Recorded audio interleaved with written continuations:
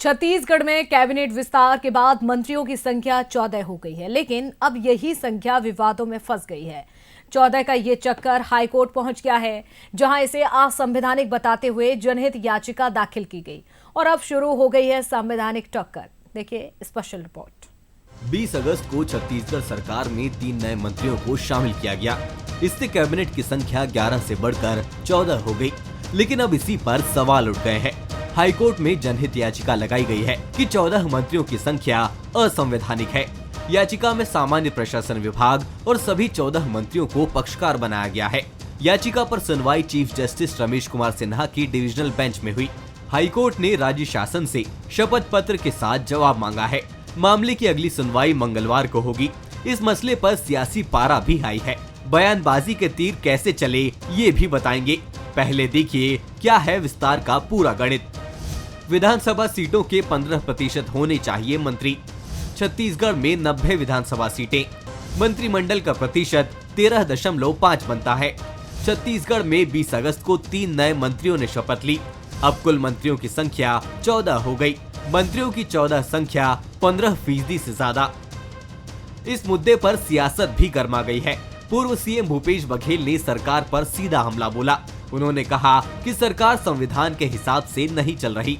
तो नेता प्रतिपक्ष चरणदास महंत ने 15% मंत्री होने को लेकर संविधान का हवाला दिया। जो आपको अधिकार दिए उससे बाहर जाके यहाँ के राज्यपाल और यहाँ के मुख्यमंत्री ने जो कृत्य किया है, जबकि बिलासपुर हाई कोर्ट ने संसदीय सचिव के मामले में मोहम्मद अकबर और राकेश चौबे ने जो पिटीशन लगाया था, उसमें जो आदेश दिया है उसमें स्पष्ट लिखा है कि एक मंत्री, एक मुख्यमंत्री और 12 मंत्री रहेंगे। 15% यानी 15%। यहाँ 15% में 13 मंत्री आते हैं। 13 मंत्री बनाए रखें। अभी 13 मंत्री से उन्हें 14 मंत्री किया है तो नियम का उल्लंघन हुआ है, संविधान का उल्लंघन हुआ है। संवैधानिक व्यवस्था को आप मान नहीं रहे हैं। तो एक सरकार, चाहे छत्तीसगढ़ की सरकार हो चाहे कहीं की सरकार हो। दूसरी ओर बीजेपी ने कांग्रेस के आरोपों को खारिज किया है। सांसद ब्रजमोहन अग्रवाल का कहना है कि कांग्रेस संवैधानिक चीजों को भी असंवैधानिक बताती है। अब हाईकोर्ट उसमें निर्णय करेगा।